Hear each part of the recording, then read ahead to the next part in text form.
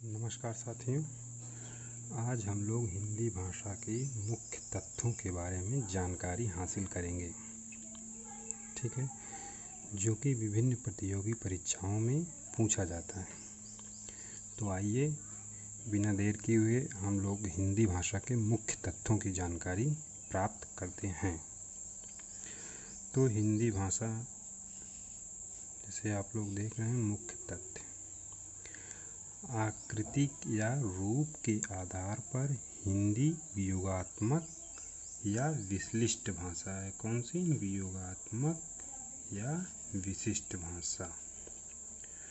हिंदी का जो विकास हुआ है वो वियोगात्मक रूप में हुआ है। जैसे पहले हिंदी कठिन थी, हिंदी का जो आदि जननी है वो संस्कृत है, तो संस्कृति से वियोगात्मक होते हुए आज हिंदी हमारे सामने सरल रूप में है।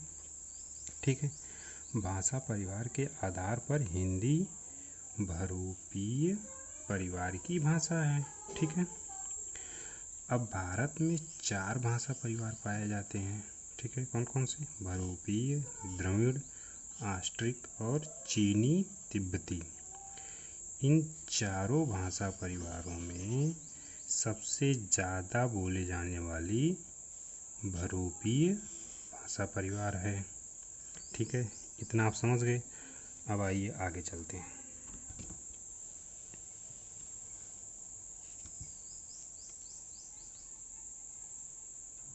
ठीक, अब हिंदी भाषा का विकास जो है उसको हम 3 भागों में बांट लेते हैं। कौन कौन से?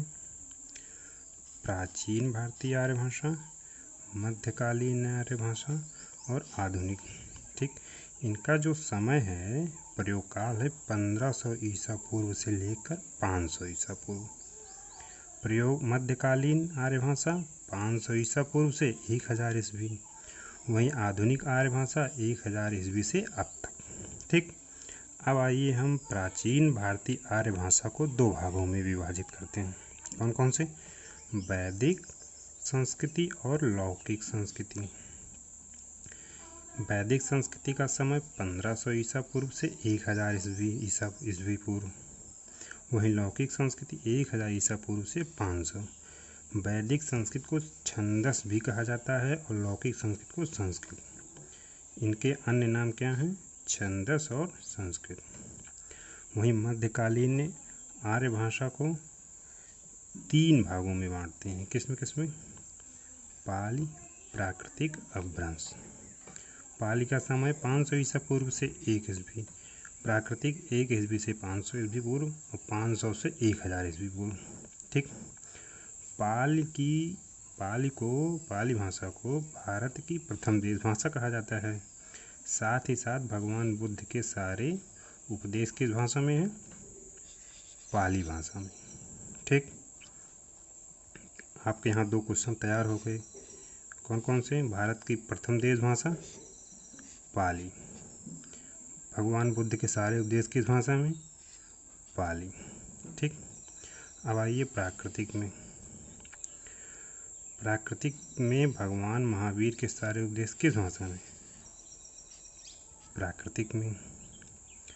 अब अपभ्रंश, पाली के बाद अपभ्रंश का जो विकास हुआ, इसके बाद इसी समय लास्ट में अवहट्ट जो आता है, अपभ्रंश से विकृष्ट हुई भाषा, निकली हुई भाषा अवहट्ट 900 से 1100 ईस्वी पूर्व। इसको संक्रमणकालीन या संक्रांतिकालीन भाषा भी कहा जाता है। इतना आप समझ गए। अब हम आगे पढ़ेंगे आधुनिक आर्य भाषा।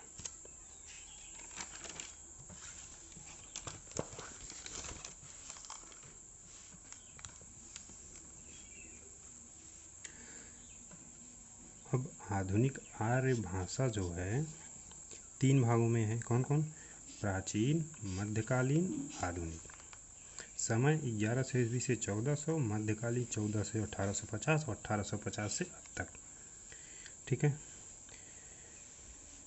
अब हिंदी की आदि जननी संस्कृत, मतलब हिंदी का विकास किससे हुआ है? संस्कृत से।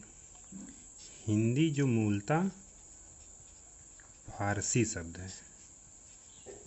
ठीक, ये भी क्वेश्चन पूछ लेते हैं, हिंदी कौन सी भाषा का शब्द है? कौन सी? फारसी। अब सामान्यतः हिंदी भाषा के इतिहास का आरंभ अपभ्रंश से माना जाता है। ठीक है। हिंदी भाषा का विकास क्रम। अब हिंदी भाषा के जो विकास क्रम हैं वो कैसे शुरू से अभी तक चलते आए हैं। तो सबसे पहले संस्कृत आया, उसके बाद पाली, इसके बाद प्राकृतिक, फिर अपभ्रंश, फिर अवहट्ट, फिर प्राचीन या प्रारंभिक हिंदी। इसके बाद जो है